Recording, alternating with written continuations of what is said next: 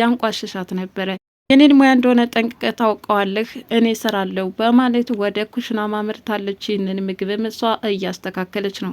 ታዲያ በስከ መጨረሻም አባባ የመጣውን እንግዳ እንድትቀበል ወደ ውጭ እንድትወጣም አድርገዋታል። ነገር ግን ፊት ለፊት የገጠማት ነገር ያልጠበቀችው ነው። ማለትም ዳንኤል ፍቅረኛውን አምጥቶ ሰርፕራይዝ በማድረግ ቅጥል አድርጓታል። ቲና መጨበጫዋ ጠፍቶባታል። ሰላም ጤና ይስጥልን ውድ ቻናሌ ቤተሰቦች እንደምን አላችሁ? ያላችሁበት በአለም ዳርቻ ሰላማችሁ ይብዛ እያልኩኝ ትሁት ድራማ ክፍል 44 ምን አዲስ ነገር አለ አብረን የምንከታተል ይሆናል። እንግዲህ በባለፈው ክፍል እንደተመለከት ነው ካሌብ ከቲና ላይ ሽጉጥ ደቅኖባት ነበረ። ባክን ሽጉጡን መልስልኝ በጣም ፈርቻለሁ እያለች ካሌብን እየተማጸነችው ሳለ አባባ ድንገት ይከሰታሉ። ሆኖም እሷ የገደለቻቸው አባባ እባክን ካሌብ ሽጉጡን መልሰው፣ ለምን በእጅ ትጠፋና አንተ ዘብጥያ ትወርዳለህ? ክፉ ሰዎች በቀል ሌላ ነው በማለትም ልጃቸውን ንዴቱ እንዲያገግምም አድርገውታል። ቲና ግን አባባን እዛ ሳሎን ላይ ስትመለከታቸው በፍጹም ማመን አልቻለችም። እንደውም አባባ አይደለም መንፈስ ነው እስከ ማለት ደረጃ ደርሳለች። ምን ማመን የተሳናት ቲናም ወዲያውኑ እብድ ሆናም ወደ ውጭ ትወጣለች። ዳንኤልን እባክህ ድረስልኝ ጉድ ሆኛለሁ እያለች ነበር የደወለችለት። ከዛ ከተለመደው ሬስቶራንትም ቁጭ ብላ እየተጠባበቀችው ሳለ ዳንኤል ይመጣል። ዳንኤል ምን ሆነች ነው እባክሽን ንገሪኝ እያላት ነው። እርሷም እባክህ ልረጋጋና የተፈጠረውን እነግርሃለሁ፣ ታምናለህ? አባባ በህይወት አለ፣ ያጋች ነው ጉዴ ሰራኝ፣ ገድየዋለሁ ብሎ ነበረ፣ ይኸው ሸወደኝ እያለችም የምትይዘው የምትጨብጠው አሳጥቷታል። ካሌብ ሊተኩስብኝ ነበር ያልሽው በማለትም ዳንኤል ይጠይቃታል። አዎ ካሌብ ሊተኩስብኝ ነበረ፣ አባባ ደርሶ ነው ያተረፈኝ በማለትም ነገረችው።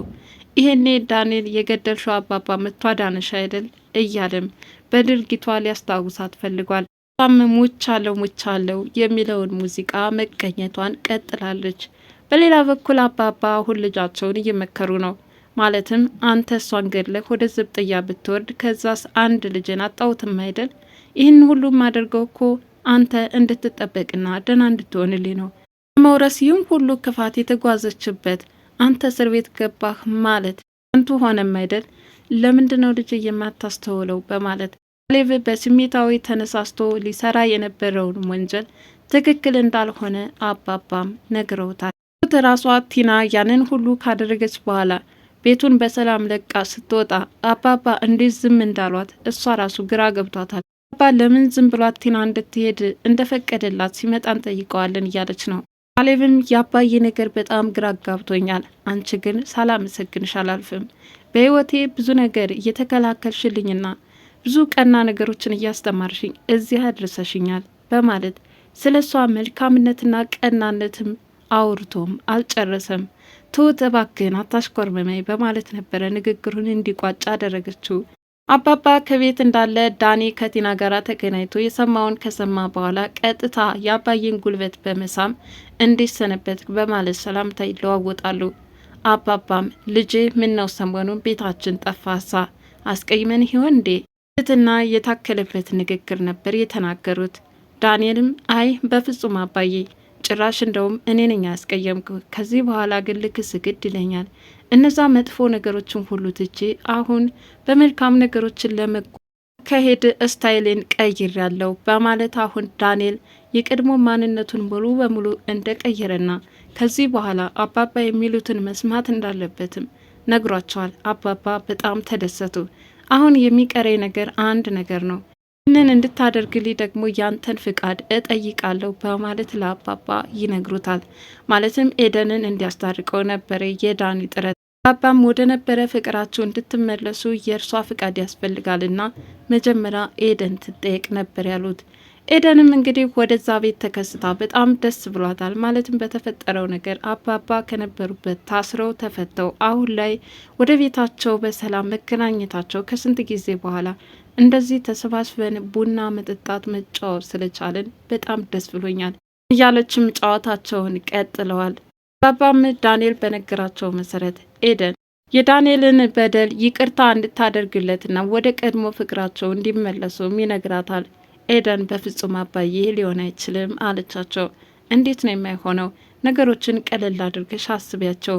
የሰው ልጅ ይሳሳታል፣ ከስህተቱ ሲታረም ደግሞ ይህንን ማንነት የማንቀበልበት አንዳችን ምክንያት የለም ብለዋታል።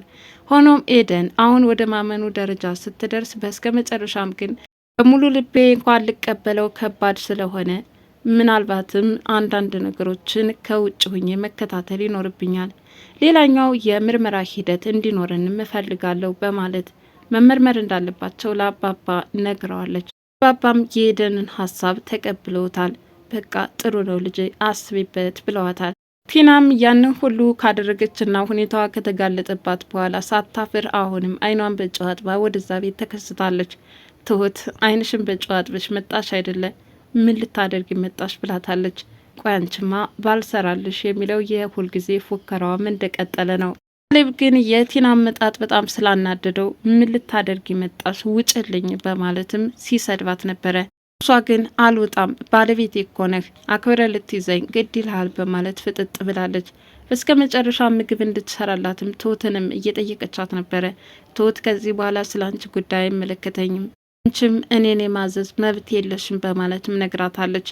ሆኖም አሁን የትሁትም ሁኔታ እያናደዳት ስለመጣ ሁላቸውም ተሰብስበው በተቀመጡበት ቡና አፍልተው እየተጨዋወቱ ነበረ። እና ግን ከዚህ ውጭ በመሆን አሁንም ጭቅጭቅ ጀምረዋል። በተለይ ካሌብ በተደጋጋሚ ቤቱን ለቀሽ ውጭ የሚለው ጥያቄ እንደቀጠለ ነው። አባባም ቅኔያቸውን ቀጠሉ። የጎረቤቴ ውሻ አብልቸው ነበረ ባጎረስኩ ሊነክሰኝ ነው፣ ለማንኛውም ሰጥሽ ተገላገይልኝ በማለትም ቲናን ሰድበዋታል። ይህኔ ቲናም ተናዳ ቤቱን ከፍታም ትወጣለች። ካሌብም አባቱን ከሞት ስላተረፈችለት ትሁትን በጣም እያመሰገናትና ይህንን ላደረገችለትም ስጦታ ሰጥቷታል። ታዲያ ይህንን እየተመለከተችው ኤደን ለምን አትጋቡም አንቺና ካሌብ በማለት ትሁትን እያግባባቻት ነው። ትሁት እባክሽ ከደህና ሰዎቹ ጋር እንዳታጣይኝ፣ እንዲህ አይነት ነገር በፍጹም አይታሰብም፣ ካሌብም እንዲቀየምብኝ አልፈልግም በማለት ነግራታለች። ፍቅር አያጣላም ያግባባል እንጂ ይልቁንስ አስቢበት በማለት ወደ ካሌብ እያቀረበቻት መጥታለች። አባባም ዳንኤልንና ኤደንን አስታርቀዋቸው እንዴት ተቃቀፉ አድርገዋቸዋል። አሁን ወደ ውጭ በመውጣትም ተዝናኑና ወደ ቀድሞ ፍቅራቸው በመመለስም እጅግ ደስ የሚል ጊዜ እያሳለፉ ነው።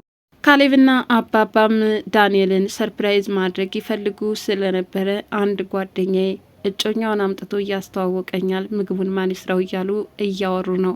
ትንም ልወስዳት ነው ወደ ውጭ፣ ማን ይሰራዋል? በቃ ከውጭ ምግብ ይገዛ በማለት ካሌብ ሀሳብ ያመጣል።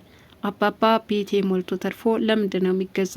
በቃ ቲና ጎበዝ ባለሙያ ስለሆነች እሷ ትሰራዋለች ብለዋል። ካሌብ ግን በጣም ተናዶና ተበሳጭቶ ነበረ። እሷ ናት እንደ ምግቡን የምትሰራው ለዛውም የእንግዳ ማስተናገጃ በማለት ጮክ ብሎ ይናገራል። እና ግን ይህን ያህል ከጥላቻ ተነስተ ባልተናገርከኝ እንጂ ሙያዬንማ ጠንቅቄ ታውቃለህ እያለች ኩሽናውን ድስት እየከፋፈተችና እያተረማመሰች ነው። ቲናም ለዝግጅቱ ምን አይነት ምግብ ታቀርብ ይሆን? ብቻ የእርሷ ክፋት አይታመንምና ምናልባትም መድኃኒትም ልትጨምርበት ትችላለች።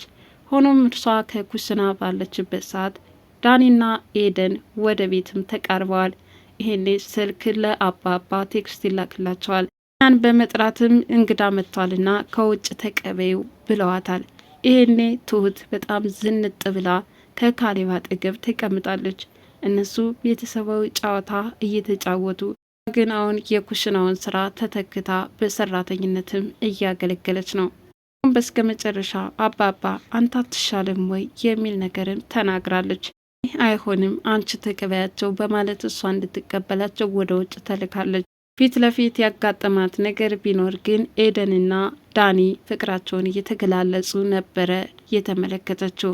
ቲና ማመን ተስኗት ራሷን ይዛ እንደ ቆመች ነበር የዛሬው ቪዲዮ የተጠናቀቀው። ለማንኛውም ቀጣይ ክፍል ምን ሊሆን ይችላል? ትሁት ድራማ ፍጥጫው እንደቀጠለ ነው በሚያስገርም ሁኔታ። ዛሬ ደግሞ አዳዲስ ትዕይንቶችን ፈጥረዋል። እንግዲህ ድራማው መሳጭና ልብ አንጠልጣይ እየሆነ መጥቷል። አስተማሪነቱም እንደዚሁ። አባባ ጥበባዊ ጉዟቸው የሚያስደንቅ ነው። ትዕግስትን እንማርበታለን። ለማንኛውም የዛሬው ክፍል ይህንን ይመስል ነበር። በቀጣይ ቪዲዮ እስከምንገናኝ ድረስ መልካም ጊዜ ይሆንላችሁ እያልኩ ለቻናሌ አዲስ የሆናችሁ ላይክ፣ ሸር፣ ሰብስክራይብ በማድረግ ቤተሰብ እንድትሆኑ በትህትና ጠይቃለሁ። ባይ ባይ።